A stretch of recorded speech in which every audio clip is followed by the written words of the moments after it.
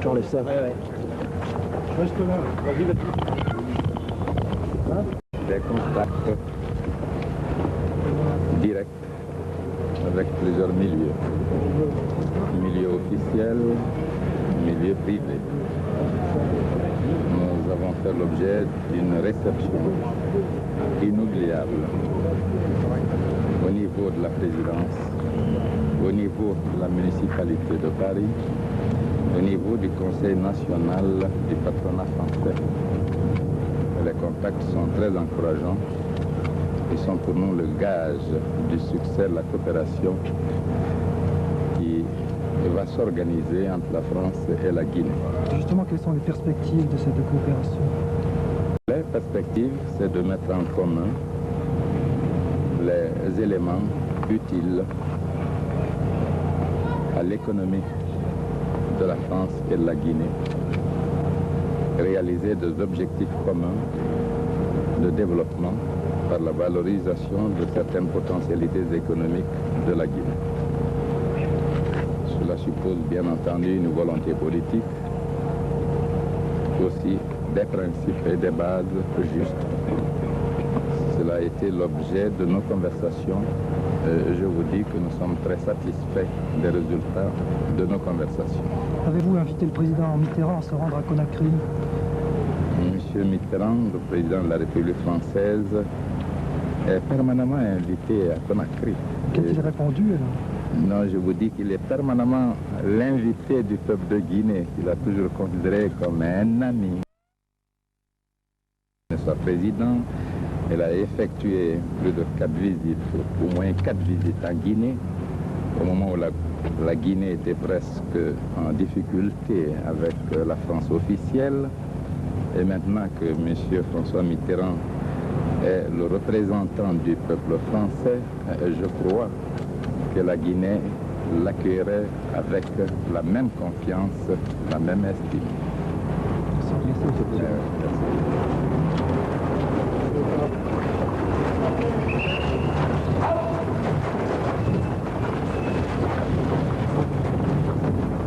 Le président de la République.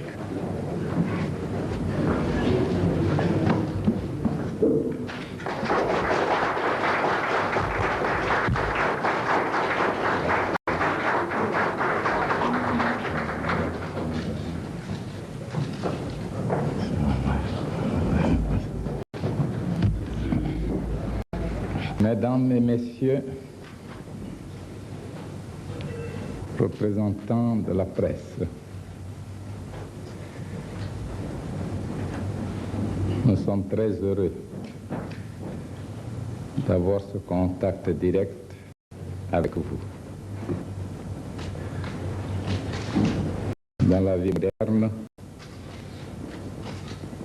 la presse est d'une importance décisive. L'on sait d'abord que toute la civilisation universelle, toutes les valeurs dont sont fiers les peuples, résultent de l'acte de communication entre hommes et hommes, entre peuple et peuple.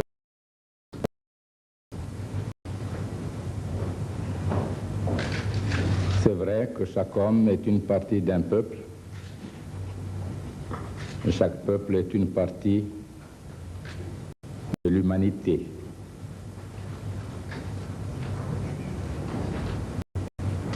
La presse a donc un rôle important, non seulement pour informer, mais pour informer objectivement l'opinion. Et toute formation n'a de valeur qu'en concourant efficacement à la qualitative de l'homme. Compte bien que si la pensée même est identique, les aspirations sont identiques, les formes d'expression de cette pensée ne sont plus identiques. Et on voit dans l'habitat dans le mode vestimentaire, alimentaire, dans toutes les caractéristiques qui démontrent la vitalité d'un peuple, les marques qui lui sont particulières. En France, nous avons voulu émettre un message, celui de notre peuple.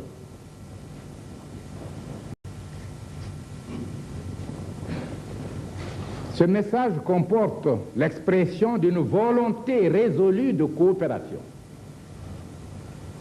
De coopération sur la base de l'égalité et dans la dignité. La Guinée, dans l'histoire, a connu une éclipse, celle qu'a représentée la domination qu'elle a eu à subir pendant une soixantaine d'années. Et depuis le 28 septembre 1958, la Guinée s'est engagée dans la voie d'une indépendance nationale, d'une souveraineté nationale. Un premier phénomène que l'opinion française ignore, c'est que celui qui vous parle a subi le fait colonial. Ses deux grands-parents, paternels et maternels, sont morts en exil. L'un au Gabon, l'autre à Madagascar. L'opinion française ignore un autre fait historique. C'est que l'Almami Samori Touré, empereur de Guinée,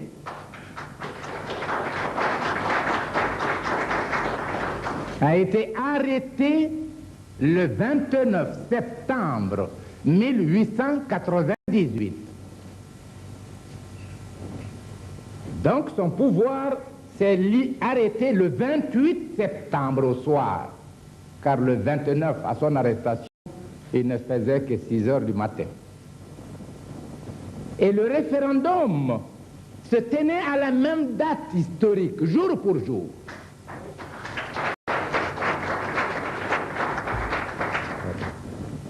Coïncidence qui n'a pas de signification pour les autres, mais qui pour la Guinée a une profonde signification.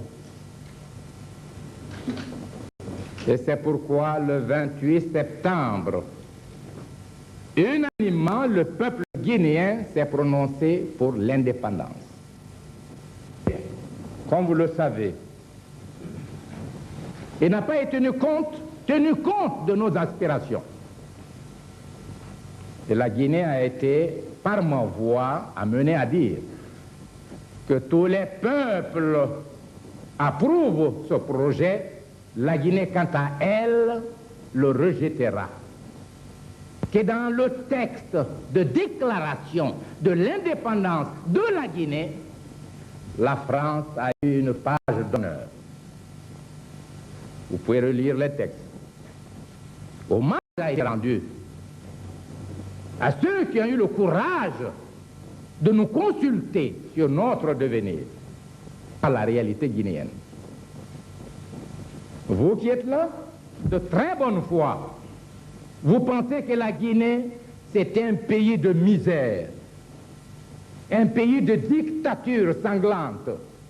Des hommes sanguinaires sont là, ne buvant que le sang de l'homme. Aucune démocratie. Voilà ce qu'on vous dit. Si vous pouvez être un animal sur le sol de la Guinée, dans n'importe quel village, vous comprendrez alors le rôle nocif joué par certaines presses. Toujours dit, étant journaliste moi-même, depuis 1945, je dirige mon journal.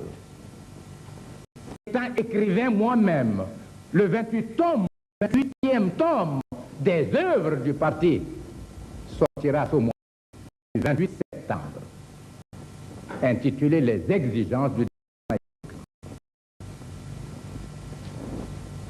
Je comprends comme vous que la presse peut servir la cause de la nation comme desservir cette cause. Pour servir la cause de la nation et du peuple, il n'y a qu'une seule voie, celle de la vérité. Et la vérité traduit l'attitude de dignité de l'écrivain.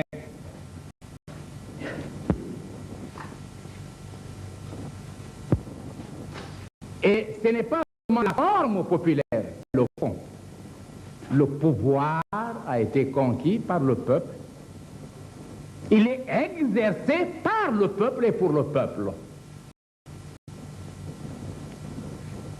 La Guinée est structurée en 4 échelons du pouvoir. Chaque village est un pouvoir révolutionnaire local, disposant de tous les attributs du pouvoir sur le territoire villageois. Au souffrant d'eux, rendront la justice populaire, les mots par le peuple. Il en est ainsi des régions, nous en comptons 33. Ce sont les pouvoirs révolutionnaires régionaux.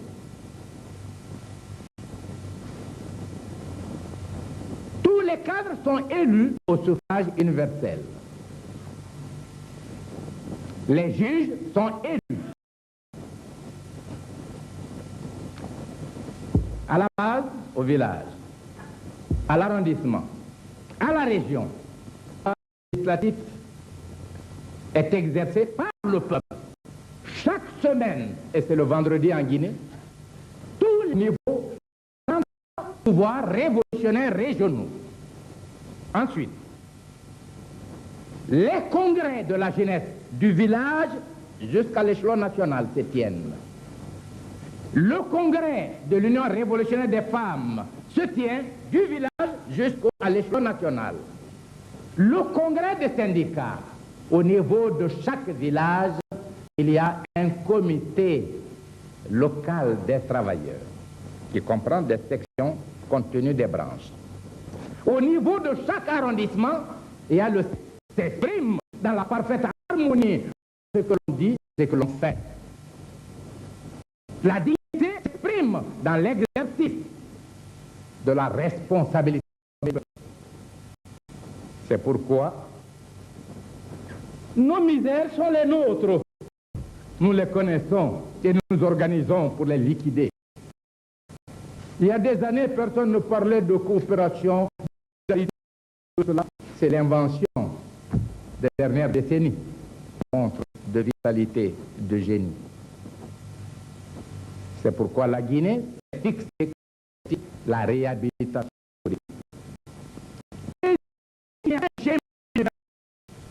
Ils ont été invités à la force à rejoindre la France sous peine nationalité. Dans ce sommité du savoir, c'est le professeur Turé-Canal, que vous connaissez, qui a appartenu au comité central du PCF, ami personnel, qui dirigeait une école normale supérieure. Il a été menacé et il a été amené à nous abandonner pour rejoindre la France. Nous étions obligés de demander aux amis soviétiques, polonais, vietnamiens, enfin des différents pays socialistes. Nous leur avons demandé de nous envoyer des professeurs qui venaient apprendre le français d'abord en Guinée avant de commencer à enseigner les sciences.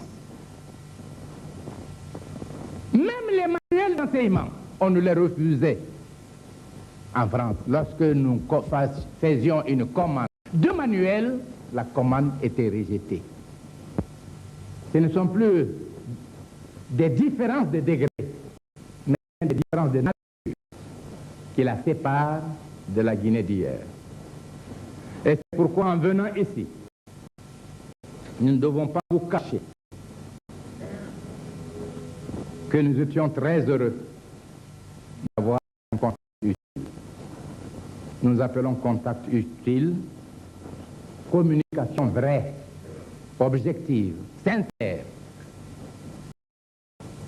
Que la Guinée soit présentée telle qu'elle est, non pas selon l'image que voudrait lui imposer ou imposer à l'Union française. C'est un journaliste. Le disons donc, nous avons eu beaucoup d'adversité jusqu'à une agression armée mercenaires ont été recrutés, ont été cantonnés dans une île de Guinée-Bissau. Et le Portugal fasciste la Guinée, parce que la Guinée était la base des mouvements de libération des colonies portugaises. Les cadres du Mozambique, ceux de Sao Tomé-Principe, ceux de Guinée-Bissau, ceux de l'Angola se trouvaient en Guinée, à Conakry, à la faveur de l'indépendance guinéenne, où ils se sont constitués en parti de libération, en mouvement de libération. Et la Guinée est intervenue auprès de tous les pays pour pouvoir équiper ces mouvements de libération en armes et munitions.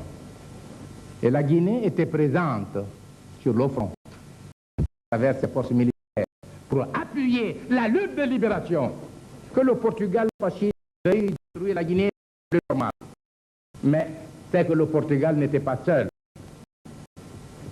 Il y avait beaucoup d'autres alliés plus puissants qui ont contribué à la conception, à l'organisation de cette agression dont notre peuple a été victime. On aura à juger les mercenaires complices. Mais le peuple de Guinée doit les juger. Ainsi, en 8 mois, c'était le procès des mercenaires. Les dépositions des mercenaires passent à la radio pendant 48 heures.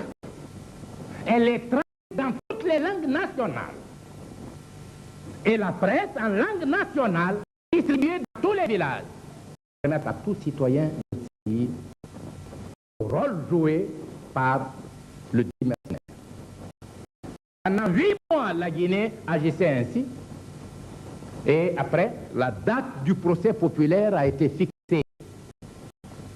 De telle date à telle date, les 2500 pouvoirs révolutionnaires locaux ont prononcé leur verdict sur chaque cas.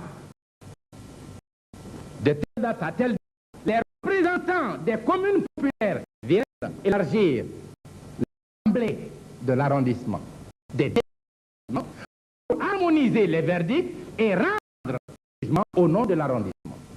Troisième étape, les représentants des arrondissements viennent élargir l'assemblée de députés régionaux, délibérer au niveau, prononcer les verdicts.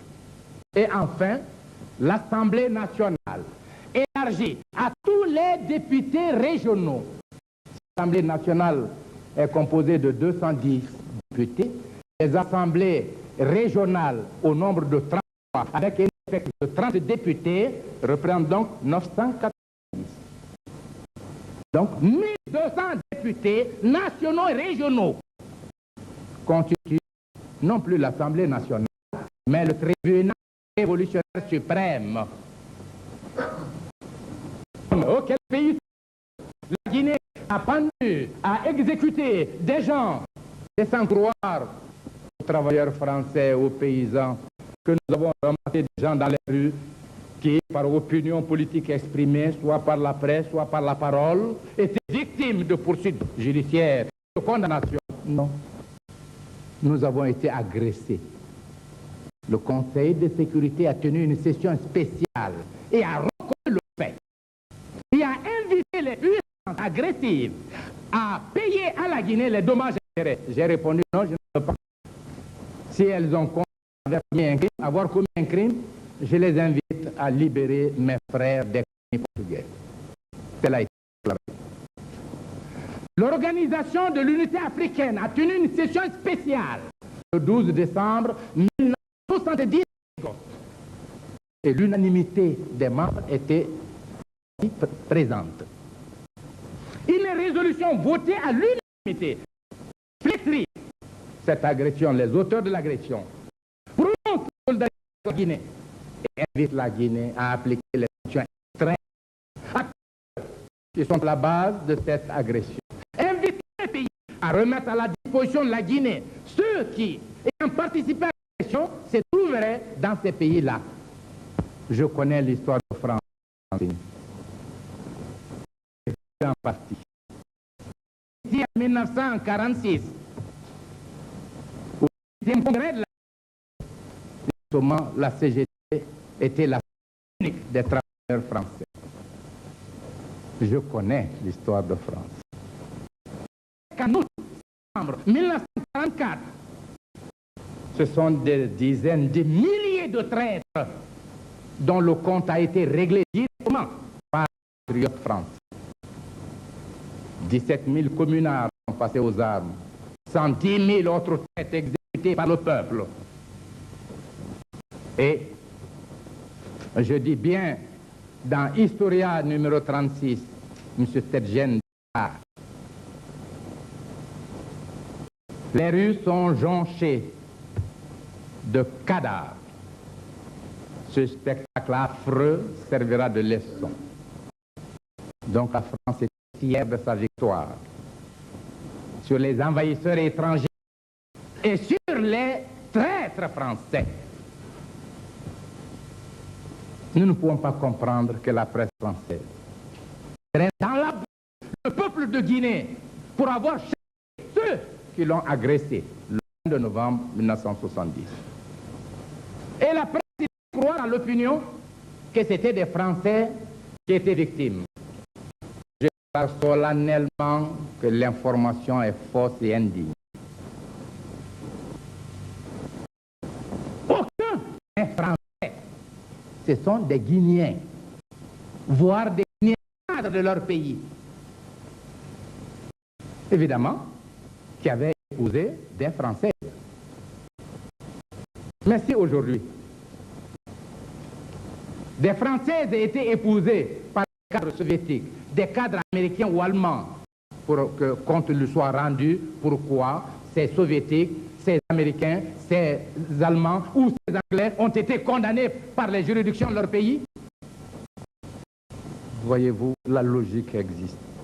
J'ai beau être un pays petit, un pays économiquement pauvre, j'ai la dignité d'un peuple. J'aimerais voir la France défendre la cause juste, légitime de ce peuple-là qui a été agressé et qui a le droit d'appliquer à ses fils ce que prévoit sa propre loi. C'est ce que je voudrais, s'agissant des Françaises. J'ai été, mais je ne le regrette pas. Je n'ai pas fait ça pour elles. J'ai fait en tant qu'obligation de ma conscience. J'ai même fait une conférence pour exprimer au peuple de Guinée la douleur qui doit être celle de ces étrangères qui ont fait confiance à des Guinéens et qui aujourd'hui sont humiliés par la forfaiture commise par leurs maris au sein de leur propre peuple. Et comme les maris sont, ils n'ont plus de droits. Ils ont abandonné leurs droits en se mettant contre la liberté, la souveraineté de leur nation. J'ai dit donc, il faut reconnaître à ces épouses tous les droits. Parce que la législation guinéenne ne permettait pas à ces Françaises de revenir avec leurs enfants. Et les parents des traîtres guinéens avaient refusé le retour en France des enfants. Ils étaient obligés de faire un meeting et de faire des circulaires dans tous les comités pour expliquer qu'une telle attitude serait injuste. La Française qui est venue par confiance est aussi responsable de son enfant que le Guinéen, son mari. Et si le Guinéen a pu trahir sa nation, la Française doit avoir la plénitude de son droit, au moins, de s'occuper de l'éducation de son enfant ou de ses enfants.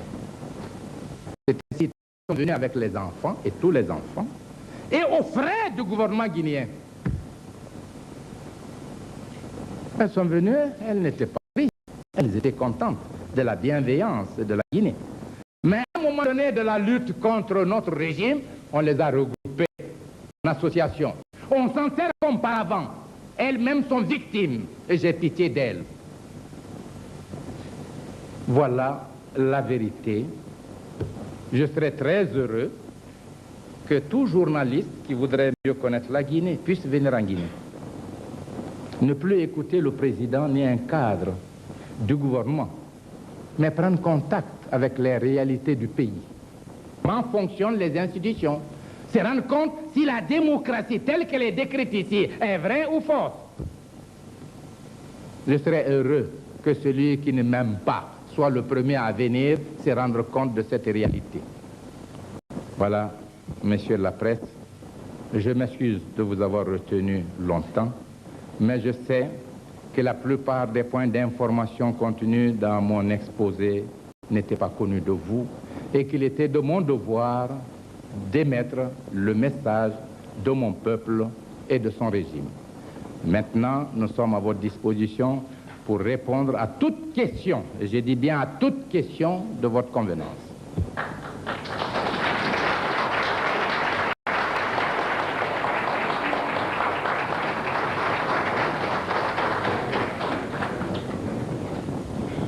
Bon.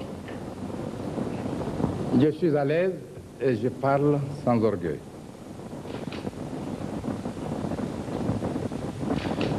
En août 1960, le Congo, qui venait en juin, 30 juin, de proclamer son indépendance, connaissait déjà une profonde crise. Mon frère et ami, Patrice Lumumba, vint à Conakry. Il m'exposa ses difficultés et me demanda une forme d'aide qui consistait à inviter tous les gouvernements des pays indépendants d'Afrique à coordonner une action de soutien pour préserver l'indépendance du Congo. Ensemble, nous lançons donc un appel. Des femmes françaises et du sort de leur mari. Alors, je voudrais savoir, nous savons que vous avez reçu hier soir à Paris. Et alors, est-ce qu'on peut s'attendre à un retour en Guinée à quelques précisions sur le sort de ces maris, par exemple, la notification des décès, des certificats de décès, et leur envoi à ces femmes, et les éclaircissements véridiques sur le sort de ce mari? Deux questions de valeur. La première, mon appréciation de la presse. Deuxièmement, le problème des femmes françaises, avec sous-question précisant le rôle de cette femme. Lorsque les journalistes connaissent parfaitement la vérité et laissent une fraction de la presse induire en erreur l'opinion sans corriger l'erreur, pour moi, il s'agit de la presse française. Le silence devant le crime a ses implications de responsabilité dans le crime commis. Pas plus tard que l'autre jour, la presse française vient, un journaliste vient en Guinée, dimanche. Il dit, je voudrais vous soumettre à une interview si vous voulez bien, mais excusez-moi, je dois quitter immédiatement Conakry. Il lui fait un peu de boutade. J'ai dit, vous êtes des dictateurs. Débarquez alors que j'ai des chefs d'État autour de moi. Vous dites, il faut l'interview tout de suite et vous devez prendre à telle heure votre avion. Je me mets au garde à vous. J'ai dit, j'obéirai. Bon, je lui donne l'interview. Et son programme a été respecté. Et voilà donc la télévision française qui, pour préparer mon arrivée, diffuse cette interview. Mais cette même télévision française, alors que je suis l'invité du président de la République française, donne la parole à des Guinéens qui sont ici pour m'insulter. Je ne le ferai jamais à un Français. Ceci dit en passant. Si j'invite le paysan, l'ouvrier français, à plus forte raison le chef de l'État français, il le jurera de la dignité. Et le général de Gaulle, avec qui j'avais un divorce idéologique, l'a écrit dans ses mémoires. Il n'a été reçu nulle part mieux qu'à Conakry. Et c'est l'hommage qu'il nous a rendu. J'ai pris mes responsabilités en disant aux Guinéens, quiconque prononcera un mot contre la dignité de la France ou du général de Gaulle, j'ai dit au Mas de régler son compte. Il aura insulté la nation guinéenne. Voilà la conception que j'ai. Et cet homme à qui vous faites le privilège de l'égaler aux représentants de la Guinée, vous payez par son mépris. Il se déclare à vous que lui, il appartient au gouvernement guinéen. Il était ministre des Affaires sociales. C'est sur la bande, écoutez. Un vulgaire inconnu qui n'a jamais appartenu à un gouvernement guinéen, puisque depuis 1957, Dieu merci, je préside aux destinées du gouvernement guinéen. Je le constitue au sein des directions politiques de mon pays. Mais il n'a pas hésité à dire à vous qu'il est ancien membre du gouvernement guinéen. C'est le mépris avec lequel il vous a payé. Donc, quand je dis la presse, ceux qui connaissent la vérité et qui ne veulent pas la rétablir, n'assument-ils pas une certaine responsabilité? Bon. Maintenant, le problème des femmes. Vous avez dit, vous n'avez pas placé sous un angle personnel. Vous avez érigé la défense sous l'angle des droits de l'homme. Le premier pays à avoir tenu un colloque idéologique international avec plus de 300 participants, d'éminentes personnalités de tous les horizons, c'est la Guinée. Et le groupe afro-asiatique, par session, a adopté les résolutions. Ne parlons pas des mouvements panafricains. Donc, le premier choc en Guinée, le voilà. Un jour, nous apprenons par la presse que l'Assemblée de la communauté a voté une résolution condamnant le gouvernement guinéen pour avoir violé les droits de l'homme. Une fois de plus, c'est le problème permanent. Je voudrais que cette Assemblée condamne un jour la France ou la Grande-Bretagne ou l'Allemagne pour des problèmes concernant 2 ou 3 personnes ici qui ont été jugées, condamnées par les juridictions d'ici. Je crois que la communauté ne le ferait pas. Non, on le fait parce que nous sommes ce que nous sommes.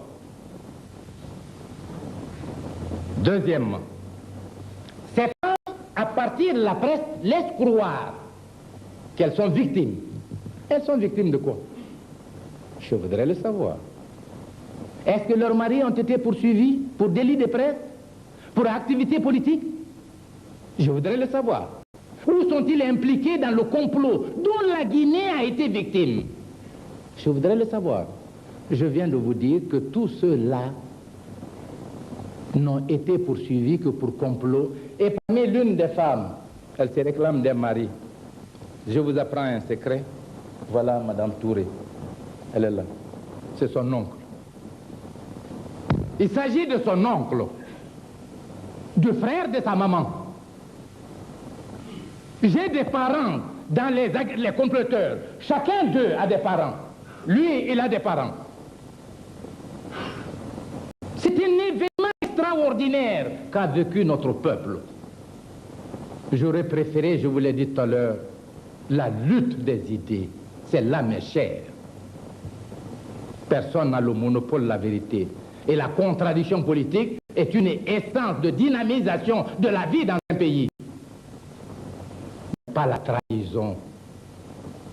Pas se faire vendre au régime étranger, percevoir des sommes, prendre les armes contre son propre peuple.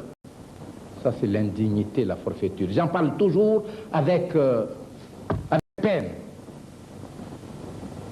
Que cette femme, si elle était venue à Conakry, dire « Ah, j'ai besoin d'un certificat, j'ai appris ceci et cela », elle l'aurait eu tout de suite.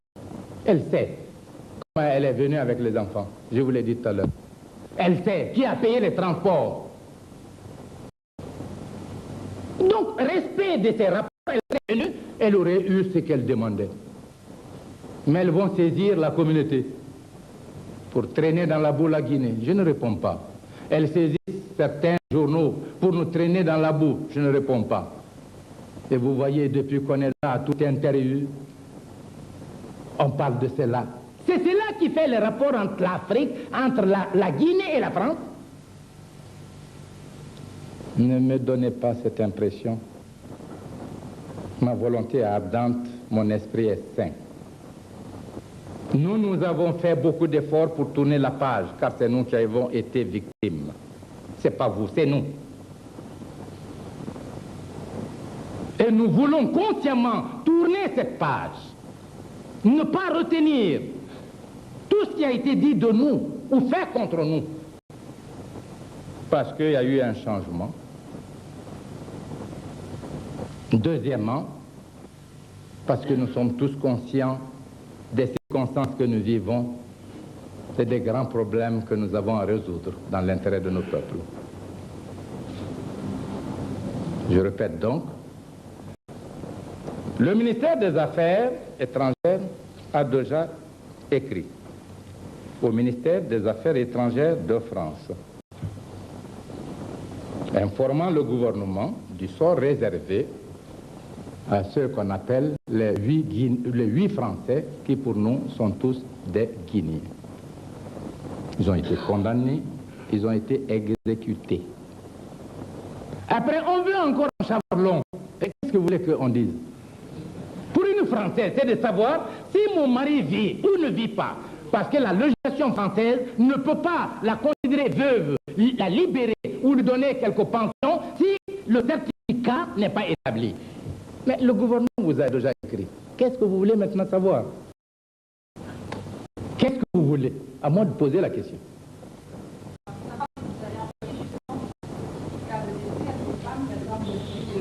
J'écris au gouvernement avec timbre, avec signature, c'est pas suffisant. C'est du formalisme.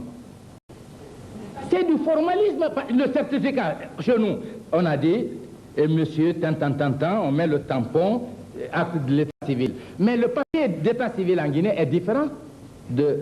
La nomenclature chez nous est différente de la vôtre, chaque pays. Une lettre officielle d'un gouvernement et un gouvernement n'est-il pas supérieur à tout? Hein? Bon, si vous voulez, je vous demande vraiment de voir l'avenir et de revenir à la vérité. On ne peut pas construire l'avenir en s'enfermant dans la confusion. Et nous, qui parlons de révolution et de progrès, disons, le premier ennemi d'une révolution, c'est la confusion. J'ai un thème là-dessus.